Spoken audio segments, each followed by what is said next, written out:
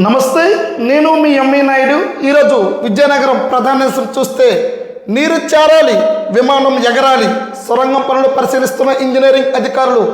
భోగాపురంలో అల్లూరు సీతారామరాజు అంతర్జాతీయ విమానాశ్రయం పనులు మరో ఏడాదిలో పూర్తి కానున్నాయి. ఈలోగే అక్కడికి నీటి సరఫరా చేయాలని రాష్ట్ర ప్రభుత్వం నిర్ణయించింది. ప్రభుత్వం విమానాశ్రయానికి కల్పించాల్సిన మౌలిక వసతుల్లో నీటి సరఫరా ప్రధానమైంది. ఇందుకు అవసరమైన పనులకు 198 కోట్లతో 3 మే 2023 అప్పటి ముఖ్యమంత్రి జగన్మోహన్ రెడ్డి శంకుస్థాపన చేసి రూపాయి విదల్చలేదు.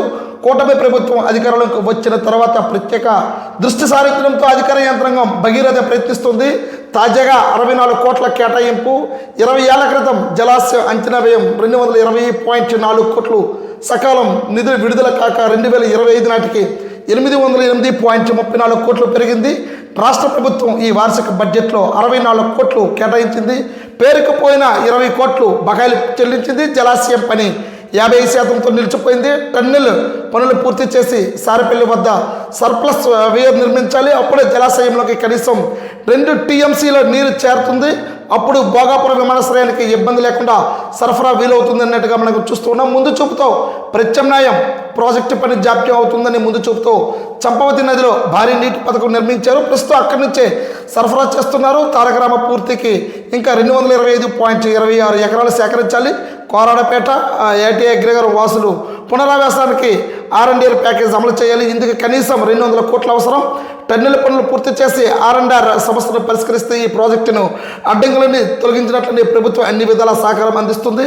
అనుకూలిస్తే వచ్చే ఏడాది జూన్ నాటికే తారకరామ నుంచి విమానాశ్రయానికి అవసరమైన నీరు సరఫరా చేస్తామని ప్రాజెక్టు అప్పలేడు పేర్కొన్నారు. అయితే ఇక్కడ ప్రధానంగా చూస్తూ ఉన్నాం భోగాపురంలో అల్లూరు సీతారామరాజు. అయితే ఇక్కడ అంతర్జాతీయ విమానాశ్రయ పనులు అయితే మాత్రం మరో ఏడాదిలో పూర్తి కానున్నట్టుగా ఇక్కడ తెలుస్తూ ఉంది. అయితే గత ప్రభుత్వంలో అయితే మాత్రం పనులు కొద్ది జాప్యం జరగడంతో ఇందులో ఇప్పుడు రాబోతున్న రోజులైతే శంకుస్థాపనకు వచ్చే సమయానికైతే మాత్రం ఖచ్చితంగా నీటి సదుపాయం అనేది చాలా అవసరం. దానికి కాబట్టి కీలకంగా ప్రయత్నిస్తూ ఉన్నారు. అయితే ఇప్పటికే 64 కోట్ల రూపాయలు అయితే కేటాయింపు జరిగింది. అయితే సొరంగం కూడా పరిశీలిస్తూ ఉన్నారు. విమానాశ్రయం నుండి చుట్టుపక్కల ప్రాంతంలో కూడా ప్రధానమైన మౌలిక వసతులు అయితే మాత్రం నీటి గురించి అయితే మాత్రము తనామనకు అవుతున్నట్టుగా కూటమి ప్రభుత్వం అనేది ఇక్కడ అర్థమవుతూ ఉంది. అయితే విమానాశ్రయంలో ప్రధానంగా అయితే మాత్రం ఇక్కడ హోటల్సే కావచ్చు, అక్కడ వర్క్ అనేది ఇక్కడ జాప్యం జరగకూడదు. కాబట్టి నీటి సదుపాయాల గురించి మౌలిక సదుపాయాల గురించి అయితే మాత్రం ప్రధానంగా ఇక్కడ మనకి తెలుస్తూనే ఉంది. అయితే ఇక్కడ తారకరామ కాలువలు మనం చూస్తూనే ఉన్నాం. ఇక్కడ పనులు అయితే మాత్రం పూర్తి క్షేత్రస్థాయిలో అయితే మాత్రం పనులు అవుతున్నట్టుగా ఇక్కడ అధికారులు అయితే పరిశీలిస్తున్న దృశ్యం అయితే మనము చూస్తూనే ఉన్నాం. అలాగనే ఒక్కసారి విజయనగరంలోని ప్రధాన విషయం చూద్దాం. వెలుగుల వేళ చీకట్ల ముసురు, సూర్యఘర్పై అవగాహన అంతంతే. కేంద్ర ప్రభుత్వం పలు సంక్షేమ అభివృద్ధి పథకాలను అమలు చేస్తూ ఉంది. ఆయా వర్గాల ప్రజలు సద్వినియోగం చేసుకునేలా రాయితీలిస్తుంది. వాటిని అందిపుచ్చుకునేందుకు రాష్ట్ర ప్రభుత్వం మ్యాచింగ్ గ్రాంట్ మంజూరు చేస్తుంది. ఇంత చేస్తున్న క్షేత్రస్థాయిలో అమలుకు నోచుకోవడం లేదు. గత ఏడాది ప్రారంభమైన సూర్యఘర్ పథకం ప్లాంట్ల ఏర్పాటులో జాప్యం ప్రస్తుతం పరిస్థితికి అద్దం పడుతుంది. గత ప్రభుత్వ హయాంలో కనీసం చర్యలు పోగా కూటమిలో కదలికి వచ్చింది. ఎస్సీ ఎస్టీలకి ఉచితం, మహిళా సంఘాల సభ్యులకు ప్రాధాన్యం, డాబాలు లేకపోయినా ఖాళీ స్థలాల్లో ప్లాంట్ల ఏర్పాటు తదితర అవకాశాలు కల్పించింది. అయినప్పటికీ వినియోగదారుల అవగాహన కల్పించడంలో సంబంధించిన యంత్రాంగం ప్రజాప్రతినిధులు నిర్లక్ష్యం వహిస్తున్న విమర్శలే వస్తున్నట్టుగా తెలుస్తూ ఉన్నాయి. సౌరశక్తి వినియోగాన్ని పెంచేందుకు కేంద్ర రాష్ట్ర ప్రభుత్వాలు ప్రాధాన్యమిస్తూ ఉన్నాయి. ఈ మేరకే అన్ని జిల్లాల్లో కమిటీలను ఏర్పాటు చేసి చైర్మన్లుగా ఎంపీలను నియమించాయి. జిల్లాకు సంబంధించి ఎంపీ కలిసి అప్పలనాయుడు ఎంపికయ్యారు. 2 రోజుల క్రితం కమిటీ సభ్యులతో ఆయన సమావేశమయ్యారు. ప్రస్తుత పరిస్థితిపై ఆరా తీశారు. సూర్యఘర్ పథకం PM కుసుమ్ అంటే వ్యవసాయ ఫీడర్లో సౌరశక్తి వినియోగ పథకాన్ని పక్కగా అమలు చేయాలని ఆదేశించారు. మరోవైపు ఈ సమావేశానికి ప్రజాప్రతినిధులు రాకపోవడం కూడా ఆశ్చర్యాన్ని గుర్తిస్తుంది. అమరావతిలో ఉండడం వల్ల కొండపల్లి శ్రీనివాసరావు ఆన్లైన్లో సమీక్షించడానికి మనకు తెలుస్తుంది. వెలుగుల వేళ చీకట్లో ముసురున్నట్టు సూర్యఘర్పై ఎందుకు ఇంత అవగాహన లోపం అనేది అయితే మాత్రం ఎంపీ మండిపడుతున్నట్టుగా తెలుస్తూ ఉంది. ఇక్కడ కేంద్ర ప్రభుత్వం, రాష్ట్ర ప్రభుత్వం, ఎస్సీ బీసీ అందరికీ కూడాను ఇక్కడ ఈ డాబాలు లేని వరకు ఇళ్ల స్థలాలు అయినా సరే దీనికి సబ్సిడీతో కూడా ఇస్తుంది. ఇప్పటికే కరెంటు మోత ఒక పక్క మోసపోతూ ఉన్నప్పుడు మోత మోగిస్తుంది. కాబట్టి వీటి సౌకర్యాన్ని ఎందుకు వినియోగించుకోలేకపోతున్నారని అయితే అధికారులపై ఆగ్రహం వ్యక్తం చేస్తూ ఉన్నారు. అయితే ఎప్పటికైనా సరే ప్రస్తుతం ప్రధానంగా అయితే మాత్రము అధికారులు దీనికి కింద స్థాయి వరకు కూడా వాస్తవంగా గ్రామ స్థాయిలో అసలు సోలార్ ఏంటి, అసలు ఇది దేనికి ఉపయోగపడుతుంది, ఇప్పటికీ కూడా అవగాహన లేకపోవడం ఆశ్చర్యానికి గురి చేస్తుందని అయితే మాత్రం ఎంపీ నిజంగా ఆశ్చర్యానికి గురవుతూ ఉన్నారు. తెలుసు కదా అందరికీ కూడాను. కానీ అధికారులు అయితే మాత్రము కేంద్ర స్థాయి నుంచి రాష్ట్ర ప్రభుత్వం వస్తున్న అసలు ఇదే కాదు ఏ విషయాన్ని కూడాను గ్రామ స్థాయిలో గ్రౌండ్ లెవెల్లో మనం చెప్పగలిగితే దేనికి ఉపయోగపడుతుంది అనేది అక్కడ సర్పంచ్ నుండి వార్డు మెంబర్ నుండి ప్రతి ఒక్కరు కూడా ఒక కనీసం కొన్ని గ్రామాల్లో అవగాహన వస్తే పక్క గ్రామాలకు కూడాను మండలాలకు కూడా జిల్లాల వరకు రాష్ట్ర వరకు ఇప్పుడు విస్తరిస్తూ ఉంటుంది. కానీ కనీసం దీన్ని తూతూ మాత్రంగానే ఇక నడుస్తూ ఉందని ఇక్కడ ప్రధానంగా అయితే మాత్రం చాలా వరకు ఇబ్బంది పడుతున్న పరిస్థితి తెలుస్తుంది. ఇంత కేంద్ర రాష్ట్ర ప్రభుత్వాలు ఇతర రాష్ట్రాల్లో సక్సెస్ అవుతున్నప్పుడు మనకెందుకు అవ్వట్లేదు అనేది మాత్రం ప్రజాప్రతినిధులు కూడా చాలా బాధపడుతున్న విషయం మనకు తెలుస్తూ ఉంది. అలాగే ఒకసారి రేగిడి సంతకవిడి యొక్క ప్రధాన చూద్దాం. సాయన్న గడ్డ ఏదన్నానంటూ సంకిలి పుర్లి మధ్య రూపుకోల్పోయిన కాలువ సంతకవిడి రేగిడి మండలాల్లో 25 కిలోమీటర్ల పొడవున 5,500 ఎకరాలకు సాగునీరు అందించే సాయన్న గడ్డ ఆక్రమణలతో బక్క చిక్కిపోతుంది. మొదట్లో గడ్డ కొన్ని చోట్ల 50 అడుగులు మరికొన్ని చోట్ల 70 అడుగులు వెడల్పు ఉండేది. ప్రస్తుతం చాలా ప్రాంతాల్లో 8 అడుగులు కూడా లేదు. దానికి తోడు గుర్రపడెక్క పూడుకులతో అధ్వానంగా తయారై వర్షాకాలంలో వరద నీరు పంట పొలాలను ముంచేస్తుంది. ఓపెన్ హెడ్ కెనాల్ అయిన సాయన్న గడ్డ రేగిడి మండలం పుర్లి వద్ద ప్రారంభమై సంతకవిడి మండలం వాల్తెర వరకు ఉంది. ఆక్రమణ కారణంగా రేగిడి మండలం ఆడవరం కొమర అని మొత్తం కూడా అయితే మాత్రము పూర్తి స్థాయిలో ఇవన్నీ కూడాను ఓంజల్లో పంటలు మునిగిపోతూ ఉన్నట్టుగా మనం తెలుస్తూ ఉంది.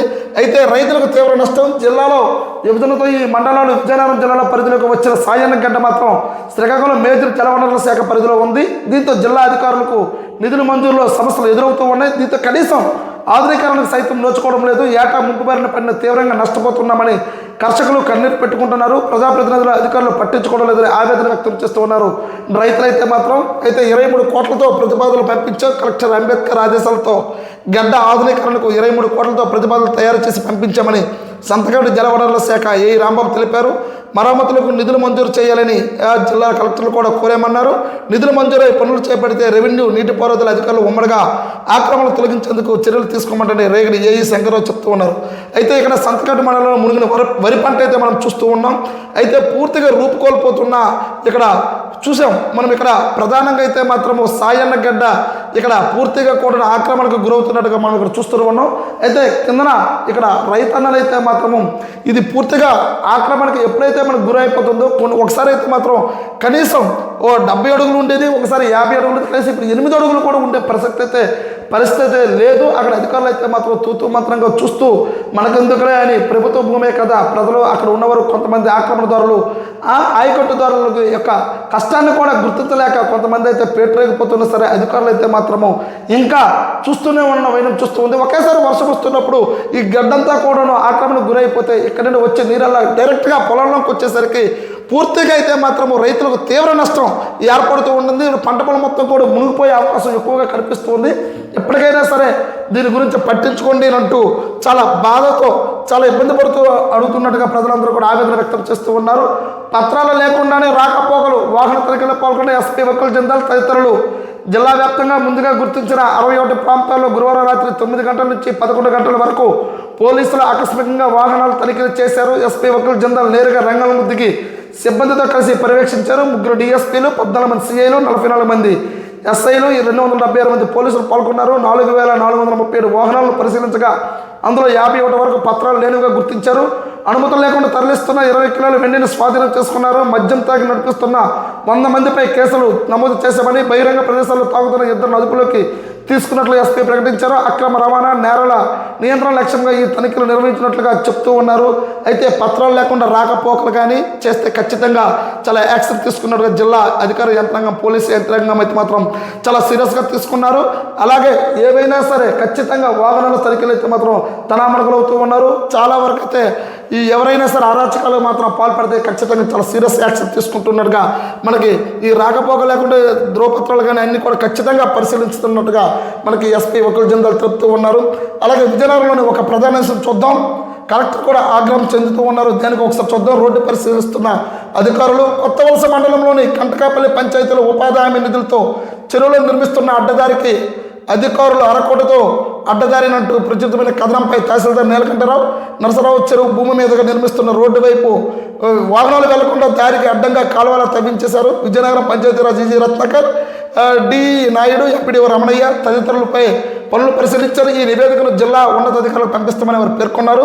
ప్రభుత్వ చెరువు మీదుగా ప్రైవేటు వ్యక్తులకు ఉపయోగపడేలా రోడ్డు నిర్మిస్తున్న ఏం చేస్తున్నారని కలెక్టర్ బిఆర్ అంబేద్కర్ కొత్తవలస మండలం రెవెన్యూ పంచాయతీరాజ్ అధికారులు ఇంజనీరింగ్ అధికారులపై ఆగ్రహం వ్యక్తం చేస్తారు. దీనిపై ఫిర్యాదులు అందినప్పుడు విచారించి ఉన్నతాధికారులకు ఎందుకు సమాచారం ఇవ్వలేదని ప్రశ్నించారు. ఈ వ్యవహారంపై విచారణ జరిపిస్తామని నిర్లక్ష్యంగా వ్యవహరించిన అధికారులపై చర్యలు తీసుకుంటామని హెచ్చరించిన సమాచారం.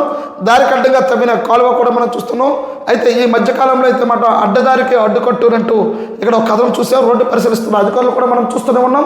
అయితే ఉపాధి హామీతో 1/2 కోటితో ఒక ప్రైవేట్ వ్యక్తికి అనుగుణంగా అధికారులు పనిచేశారనేది కలెక్టర్ దృష్టికి వెళ్లడంతో తీవ్ర ఆగ్రహం అయితే మాత్రం అధికారులపై చేశారు. ఇక్కడ అసహనం కూడా వ్యక్తం గుర్తవుతూ ఉంది. ఎందుకు అధికారుల వరకు వచ్చినా సరే కనీసం పట్టించుకునే పరిస్థితి ఎందుకు లేదు? ఖచ్చితంగా మీపై కూడా యాక్షన్ ఉంటుంది కాబట్టి ఇప్పటికైనా సరే అప్రమత్తం అవ్వాలని ఇక్కడ ప్రధానంగా తెలుస్తూ ఉంది.